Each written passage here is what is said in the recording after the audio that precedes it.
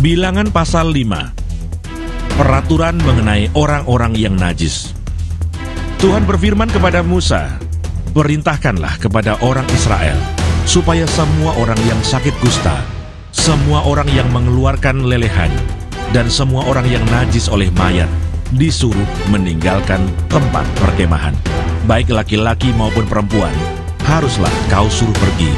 Keluar tempat perkemahan, haruslah mereka kau suruh pergi, supaya mereka jangan menajiskan tempat perkemahan di mana aku diam di tengah-tengah mereka."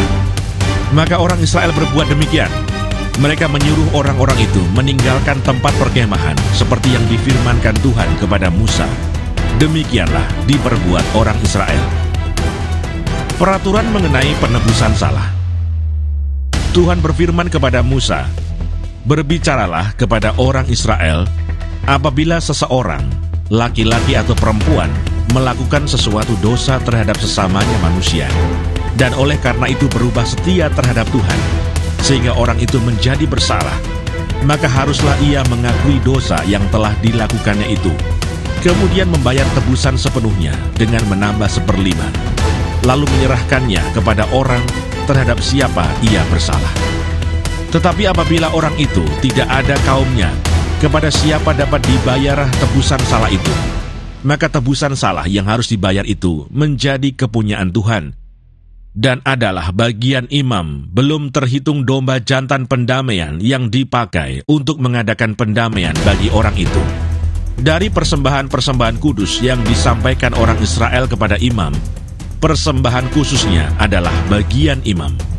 Sedang persembahan-persembahan kudus yang dibawa oleh seseorang adalah bagian orang itu sendiri. Hanya apa yang diserahkannya kepada seorang imam adalah bagian imam itu. Hukum mengenai perkara cemburuan. Tuhan berfirman kepada Musa, "Berbicaralah kepada orang Israel, dan katakanlah kepada mereka, apabila istri seseorang berbuat serong dan tidak setia terhadap suaminya, dan laki-laki lain tidur dan bersetubuh dengan perempuan itu dengan tidak diketahui suaminya, karena tinggal rahasia bahwa perempuan itu mencemarkan dirinya, tidak ada saksi terhadap dia, dia tidak kedapatan. Dan apabila kemudian roh cemburu menguasai suami itu, sehingga ia menjadi cemburu terhadap istrinya, dan perempuan itu memang telah mencemarkan dirinya, atau apabila roh cemburu menguasai suami itu, sehingga ia menjadi cemburu terhadap istrinya, walaupun perempuan itu tidak mencemarkan dirinya, maka haruslah orang itu membawa istrinya kepada imam. Dan orang itu harus membawa persembahan karena perempuan itu sebanyak 1/10 eva tepung jelai, yang ke atasnya tidak dituangkannya minyak, dan yang tidak dibubuhi kemenyan. Karena korban itu ialah korban sajian cemburuan, suatu korban peringatan yang mengingatkan kepada kedurjanaan. Maka haruslah imam menyuruh perempuan itu mendekat dan menghadapkannya kepada Tuhan. Lalu imam harus membawa air kudus dalam suatu tempayan tanah. Kemudian harus memungut debu yang ada di lantai kemah suci dan membubuhnya ke dalam air itu. Apabila imam sudah menghadapkan perempuan itu kepada Tuhan, haruslah ia menguraikan rambut perempuan itu, lalu meletakkan korban peringatan, yakni korban sajian cemburuan, ke atas telapak tangan perempuan itu. Sedang di tangan imam haruslah ada air pahit yang mendatangkan kutuk. Maka haruslah imam menyumpah perempuan itu dengan berkata kepadanya, "Jika tidak benar ada laki-laki yang tidur dengan engkau, dan jika tidak engkau berbuat serong kepada kecemaran, padahal engkau di bawah kuasa suamimu, maka luputlah engkau dari air pahit yang mendatangkan kutuk ini. Tetapi jika engkau, padahal engkau di bawah kuasa suamimu, berbuat serong dan mencemarkan dirimu, oleh karena orang lain dari suamimu sendiri bersetubuh dengan engkau, dalam hal ini haruslah imam menyumpah perempuan itu dengan sumpah kutuk, dan haruslah imam berkata kepada perempuan itu, maka Tuhan kiranya membuat engkau menjadi sumpah kutuk di tengah-tengah bangsamu, dengan mengempiskan pahamu dan menggembungkan perutmu. Sebab air yang mendatangkan kutuk ini akan masuk ke dalam tubuhmu untuk mengembungkan perutmu dan mengempiskan pahamu." Dan haruslah perempuan itu berkata, "Amin, amin." Lalu imam harus menuliskan kutuk itu pada sehelai kertas dan menghapusnya dengan air pahit itu.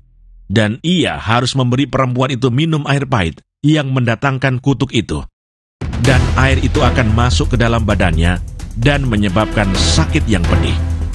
Maka haruslah imam mengambil korban sajian cemburuan dari tangan perempuan itu, lalu mengunjukkannya ke hadapan Tuhan dan membawanya ke mezbah. Sesudah itu haruslah imam mengambil segenggam dari korban sajian itu sebagai bagian ingat-ingatannya dan membakarnya di atas mezbah. Kemudian memberi perempuan itu minum air itu. Setelah terjadi demikian, apabila perempuan itu memang mencemarkan dirinya dan berubah setia terhadap suaminya, air yang mendatangkan sumpah serapah itu akan masuk ke badannya dan menyebabkan sakit yang pedih, sehingga perutnya mengembung dan pahanya mengempis, dan perempuan itu akan menjadi sumpah kutuk di antara bangsanya. Tetapi apabila perempuan itu tidak mencemarkan dirinya, melainkan ia suci, maka ia akan bebas dan akan dapat beranak. Itulah hukum tentang perkara cemburuan. Kalau seorang perempuan telah berbuat serong dan mencemarkan dirinya, padahal ia di bawah kuasa suaminya, atau kalau roh cemburu menguasai seorang laki-laki, sehingga ia cemburu terhadap istrinya, ia harus menghadapkan perempuan itu kepada Tuhan, dan imam haruslah melaksanakan seluruh hukum ini kepada perempuan itu. Laki-laki itu akan bebas daripada salah, tetapi perempuan itu haruslah menanggung akibat kesalahannya.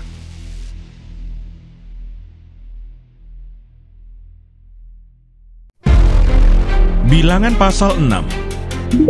Hukum mengenai kenajiran.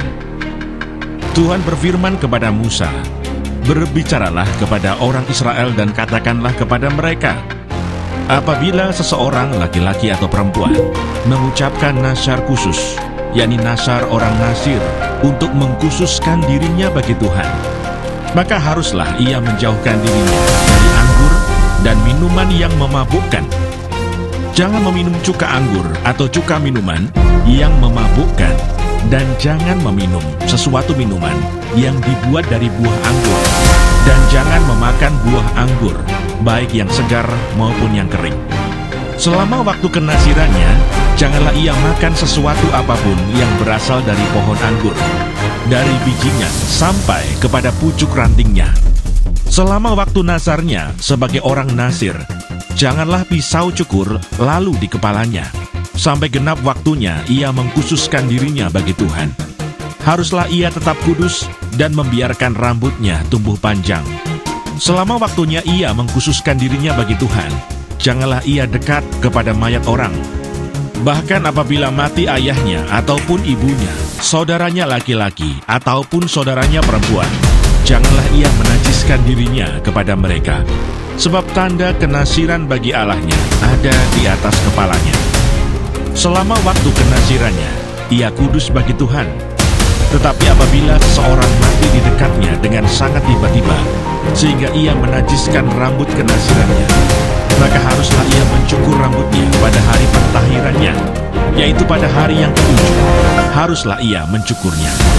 Pada hari yang ke-8, haruslah ia membawa 2 ekor burung tekukur atau 2 ekor anak burung merpati kepada imam ke pintu kemah pertemuan. Maka haruslah imam mengolah yang seekor menjadi korban penghapus dosa, dan yang lain menjadi korban bakaran, dan mengadakan pendamaian bagi dia, oleh karena dia telah berdosa dengan berada dekat mayat. Pada hari itu juga, ia harus menguduskan kepalanya dan mengkhususkan waktu kenasirannya bagi Tuhan. Ia harus membawa seekor domba jantan berumur setahun menjadi korban penebus salah. Hari-hari yang sudah lewat dianggap batal karena rambut kenasirannya telah menjadi najis.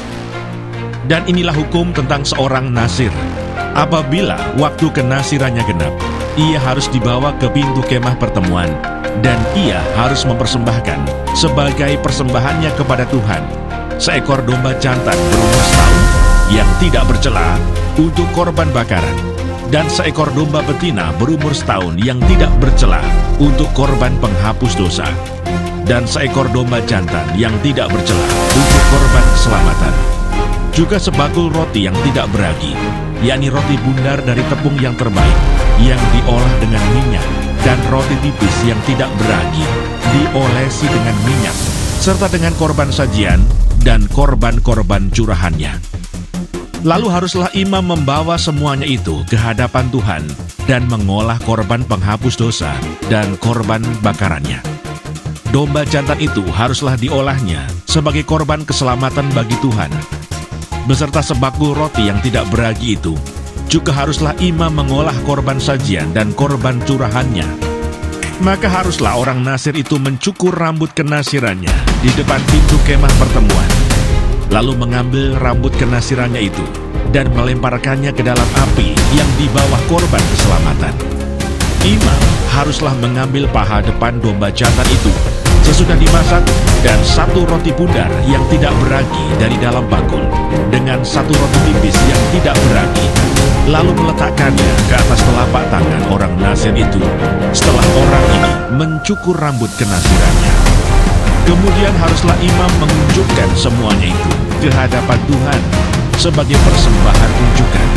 Semuanya itu menjadi bagian kudus bagi imam, beserta dada persembahan unjukan dan beserta paha persembahan khusus. Sesudah itu, barulah boleh orang Nasir itu minum. Itulah hukum tentang orang Nasir yang menasarkan persembahannya kepada Tuhan berdasarkan kenasirannya. Apa yang ia mampu mempersembahkan di samping itu, sesuai dengan bunyi nasar yang diikrarkannya, demikianlah harus dilakukannya berdasarkan hukum tentang kenasirannya. Ucapan berkat imam. Tuhan berfirman kepada Musa, "Berbicaralah kepada Harun dan anak-anaknya. Beginilah harus kamu memberkati orang Israel. Katakanlah kepada mereka, Tuhan memberkati engkau dan melindungi engkau. Tuhan menyinari engkau dengan wajahnya dan memberi engkau kasih karunia. Tuhan menghadapkan wajahnya kepadamu dan memberi engkau damai sejahtera." Demikianlah harus mereka meletakkan namaku atas orang Israel, maka aku akan memberkati mereka.